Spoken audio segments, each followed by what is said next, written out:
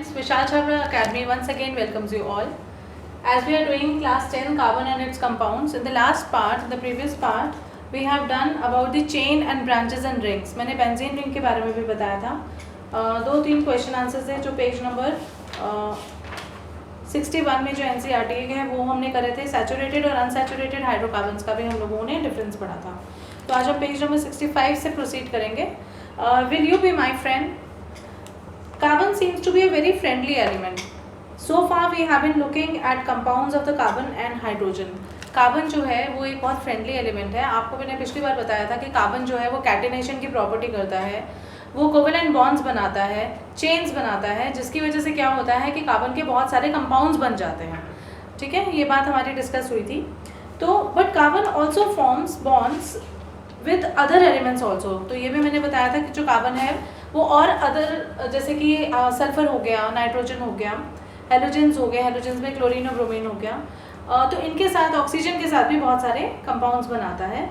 In a hydrocarbon chain one और more hydrogens can be replaced by these elements such that the valency of the carbon remain satisfied. क्या होता है कि जैसे जो भी हम कार्बन के कंपाउंड्स बनाते हैं वहाँ पे जो हाइड्रोजन होता है वो रिप्लेस हो जाता है इन वाले एटम से, इन वाली चीज़ों से. ठीक है, जैसे क्लोरीन से, ब्रोमीन से. तो फिर एक नया कंपाउंड का बन जाता है हमारे पास. In such compounds the element replacing the hydrogen is referred to as the heteroatom. जो हाइड्रोजन को रिप्लेस करता है और खुद उसकी जगह ले लेता है तो उसको हम लोग क्या कहते हैं, हेटेरोएटम. तो इसका मतलब ये है कि जो क्लोरीन और ब्रोमीन है वो हेटेरोएटम्स हैं. ठीक है, जैसे कि आपने अगर ब्रोमीन लगा दिया तो वो ब्रोमो आएगा, अगर क्लोरीन लगा दिया तो वो क्लोरो आएगा. ठीक है, तो ये वाले एटम्स जो कि हाइड्रोजन को रिप्लेस करके लगाए जाते हैं उनको हम हेटेरोएटम कहते हैं. These heteroatoms are also present in some groups as given in table. ये देखो बहुत सारे ग्रुप्स में भी पाए जाते हैं. और these heteroatoms and the group containing those confer specific properties to the compound. देखो जब ये क्लोरीन या ब्रोमीन हम लोग यूज़ करते हैं ना, ये जब हम लोग कोई भी चीज़ यूज़ करते हैं जैसे कि OH यूज़ करते हैं, CH यूज़ करते हैं, मैं आपको एक्सप्लेन करती हूँ. तो प्रॉपर्टीज़ उन्हीं की चलती हैं. जैसे कि सपोज आपको है क्लोरोमीथेन या क्लोरोईथेन, तो उसमें अब क्लोरीन जो है वो मेन हेटेरोएटम है, तो जो पूरे कंपाउंड की जो प्रॉपर्टीज़ हैं वो उसके ऊपर डिपेंड करती हैं. Okay, these heteroatoms and the group containing these confer the specific properties to the compound regardless of the length and the nature of the carbon chain. इसलिए इनको हम functional groups कहते हैं. functional groups क्यों कहते हैं? क्योंकि जब ऐसे वाले heteroatoms लगाए जाते हैं तो पूरी की पूरी जो उसकी कार्बन चेन की प्रॉपर्टी चेंज हो जाती है. जैसे फॉर एग्जाम्पल मैं समझाती हूँ, जैसे कि C2H6 है, ठीक है, या C3H8 है, इथेन है, प्रोपेन है. अगर इसकी जगह हाइड्रोजन को रिप्लेस करके OH ग्रुप लग जाए तो वो अल्कोहल बन जाता है, तो उसे मिथाइल अल्कोहल कहते हैं. ठीक है, अगर वहाँ पे CHO ग्रुप बन जाए तो वो एल्डिहाइड हो जाता है, जिसको कि Al के साथ किया जाता है. जैसे कि सपोज इथेनॉल हो जाएगा, वो ये इथेनॉल हो जाएगा, ये इथेनॉल हो जाएगा. कीटोन लग जाता है जब हम H की जगह CO लगा देते हैं तो हम फिर उसको क्या कहते हैं, जैसे प्रोपेनॉन कहते हैं. ठीक है, और अगर यहाँ पे COOH फंक्शनल ग्रुप लग जाए तो वो कार्बोक्सिलिक एसिड बन जाता है, जैसे कि इथेनोइक एसिड हो गया, प्रोपेनोइक एसिड हो गया. ठीक है, इसका अब आपको मेरे ख्याल से ये बात समझ आ गई होगी कि इनको फंक्शनल ग्रुप्स इसलिए कहा जाता है. आपका सिर्फ एक समझने की कोशिश करो, कोई मेहमान हमारे घर में आया, ठीक है, और उसने उस मकान पे कब्जा कर लिया और अपने जो मकान के पेपर्स हैं वो भी अपने नाम उसके हो गए. तो क्योंकि अब वो वाला मकान जो था वो पीछे छूट गया, अब वो जो है नए बंदे को मिल गया जिसने कि कब्जा कर लिया. तो बेसिकली ये क्या, कौन है, सब कब्जा करने वाले हैं. Why? Because they replace hydrogen को रिप्लेस करते हैं और खुद उसकी जगह लेते हैं, लेकिन वो पूरा का पूरा जो है वो उसकी प्रॉपर्टीज़ ही बदल जाती है. इसके लिए इनको फंक्शनल ग्रुप कहा जाता है. क्यों कहा जाता है? क्योंकि पूरे जो कंपाउंड की फंक्शनिंग है, प्रॉपर्टीज़ हैं, एक इथेन में OH लग जाएगा तो इथाइल अल्कोहल बन जाएगा. आप खुद सोचो कि सिर्फ इथेन अल्कोहल बन गई, क्यों? सिर्फ एक हाइड्रोजन से रिप्लेस होने के बाद भी, राइट. इसी तरह से अगर CHO ग्रुप है तो वो एल्डिहाइड बन गया, एक हाइड्रोजन ही तो रिप्लेस हुआ है.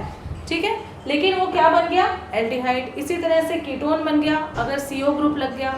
और COOH लग गया तो वो कार्बोक्सिलिक एसिड बन गया। इसलिए इनको हम क्या कहते हैं, फंक्शनल ग्रुप्स कहते हैं। तो आपको एक बात, ये बात समझ आ गई, जब हेटेरोएटम्स हाइड्रोजन को रिप्लेस करते हैं तो उनकी फंक्शनिंग बदल जाती है और वो कंपाउंड जो है वो फंक्शनल ग्रुप उसका रिप्लेस कर देता है उसको, और वो पूरा का पूरा कंपाउंड ही बदल जाता है। देखो अगर हम क्लोरो या ब्रोमो, इसमें हेटेरोएटम कौन सा है, क्लोरीन है या ब्रोमीन है, ठीक है। अब यहाँ पे जो फंक्शनल ग्रुप है वो क्या है, हेलोजन है, जिसको कि हम क्लोरो या ब्रोमो कहते हैं। ये Cl या Br से रिप्रेजेंट किया जाता है, ठीक है। अगर हेटेरोएटम हमारा ऑक्सीजन है, तो उसमें 4 चीज़ें आ जाती हैं। पहला आ जाता है अल्कोहल, क्योंकि देखो इसमें भी ऑक्सीजन है। दूसरा आ जाता है एल्डिहाइड, इसमें भी ऑक्सीजन है, CHO ग्रुप। कीटोन आ जाता है तीसरा, जो CO ग्रुप है। और चौथा आ जाता है कार्बोक्सिलिक एसिड, जो कि COOH है। इन सब में जो हेटेरोएटम है वो कौन सा है, ऑक्सीजन। लेकिन फंक्शनल ग्रुप कौन से हैं, ये है अल्कोहल का है, ये एल्डिहाइड का है, ये कीटोन का है और ये कार्बोक्सिलिक एसिड का है। आई होप आपको यहाँ पे अच्छे से समझ आ गया होगा, ठीक है। सम इम्पॉर्टेंट फंक्शनल ग्रुप्स आपको मैंने ये बता दिए टेबल पे लिख के। फ्री वैलेंसी और the valencies of the group are shown by the single line. हाँ, जो ये फ्री वैलेंसीज हैं ये आपको सिंगल लाइन से रिप्रेजेंट करके बताई गई हैं। The functional group is attached to the carbon chain through this valency by replacing the one hydrogen atom और एटम्स। तो ये जो फंक्शनल ग्रुप लगते हैं वो ये जो यही बताते हैं कि ये हाइड्रोजन को रिप्लेस करके लगे हैं, एक हाइड्रोजन को या फिर दो हाइड्रोजन एटम्स को, डिपेंड करता है, ठीक है। अब हम करेंगे होमोलोगस सीरीज। होमोलोगस सीरीज क्या होती है? We have seen that carbon atoms can be linked together to form the chains of the varying lengths। पिछली क्लास में हम लोगों ने पढ़ा था कि कार्बन जो चेन्स होती हैं वो लॉन्ग भी होती हैं, ब्रांच भी हो जाती हैं और वो रिंग फॉर्म में भी आ जाती हैं, राइट। तो इन एडिशन हाइड्रोजन एटम और atoms on these carbon chains can be replaced by any of the functional groups that we saw above. अब हमने ये देखा कि जो हाइड्रोजन एटम्स हैं उसको रिप्लेस करके अगर फंक्शनल ग्रुप आ जाता है तो उसकी पूरी की पूरी प्रॉपर्टी बदल जाती है, राइट।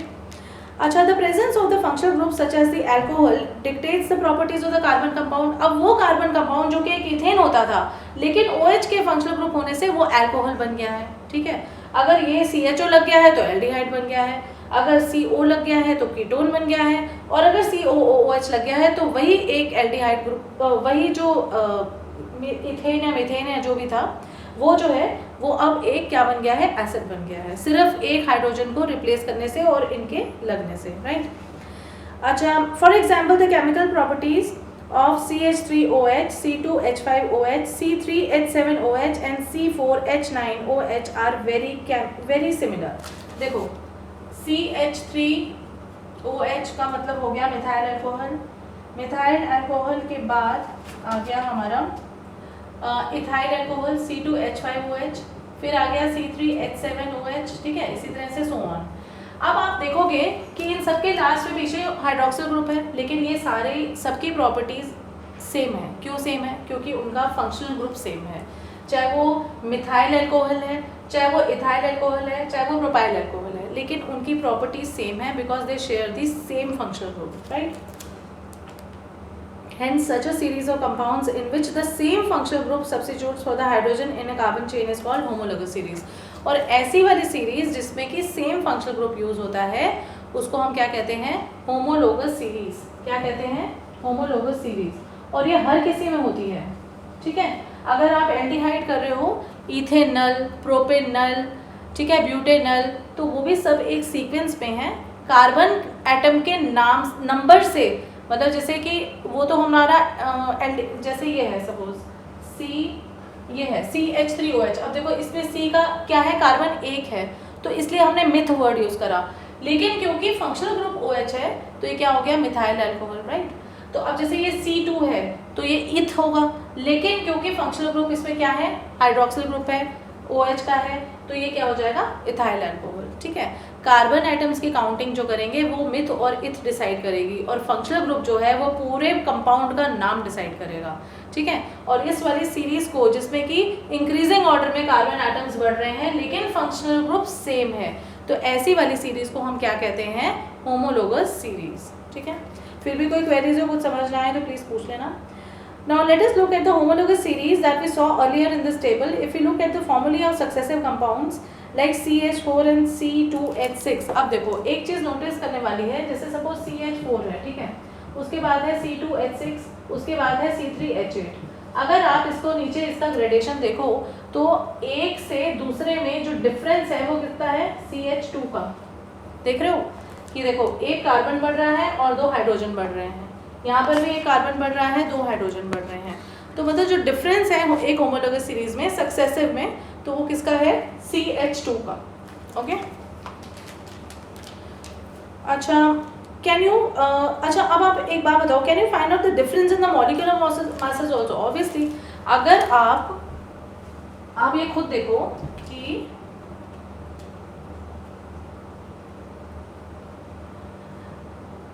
अगर हम मॉलिक्यूलर मास की बात करें, जैसे CH4 का है, अब इसका मॉलिक्यूलर मास क्या होगा, कार्बन का 12 होता है, हाइड्रोजन का 1 × 4 होता है, तो कितना हो जाएगा, 12 + 4 16 हो जाएगा, राइट।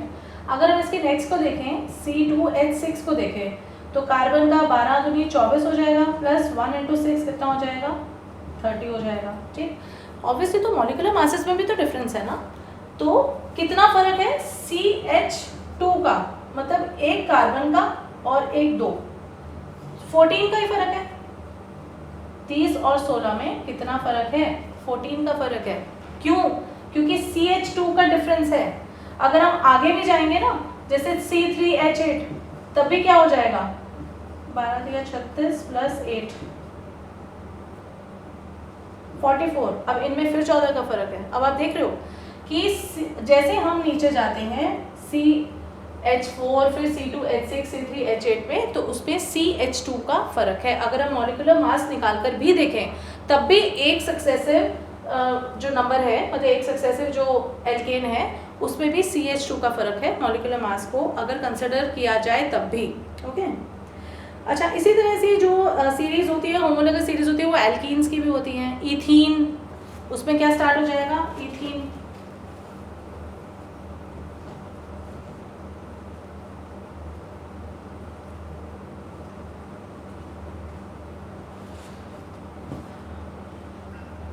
जैसे कि फर्स्ट मेंबर जो है वो इथीन है, ठीक है, और ये हो जाएगा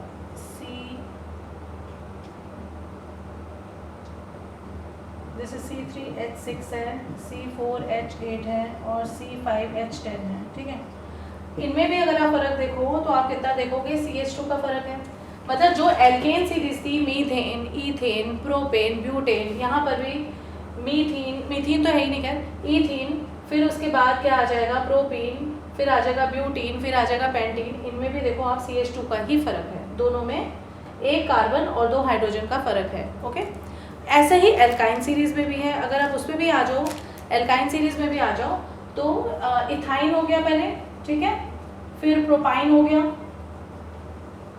फिर ब्यूटाइन हो गया, ठीक है। तो उनमें भी कितना कितना फर्क है, CH2 का ही फर्क है। अच्छा, अगर हम इस चीज़ को देखें तो हमने ये देखा जो एल्केन्स हैं, एल्केन्स जो हैं, एल्केन्स देखें तो उनका जो फॉर्मूला है वो CnH2n+2 है। ओके, अगर एल्कीन्स का देखें तो फॉर्मूला क्या है, CnH2n, और अगर एल्काइंस का देखें तो वो फॉर्मूला क्या है, CnH2n-2। अब आप ये करके देख लो, अगर हम यहाँ पे कार्बन में 1 डालते हैं ना तो ये बन जाएगा CH4, ठीक है। अगर हम एल्कीन्स में यहाँ पर, क्योंकि वो तो है नहीं, इसमें N1 तो हो नहीं सकता, तो ये C2H4 आ जाएगा, और ये क्या है, C2H2। दोबारा समझ लेते हैं, एल्केन्स का जो फॉर्मूला है वो CnH2n+2 है, एल्कीन्स का जो है CnH2n है, where n is any number, natural number, 1 से स्टार्ट कर सकते हो, और एल्काइंस का जो नंबर है वो CnH2n-2 है। ओके, यहाँ तक सबको क्लियर हो गया है। As the molecular masses increases in any homologous series, a graduation in the physical properties is also seen.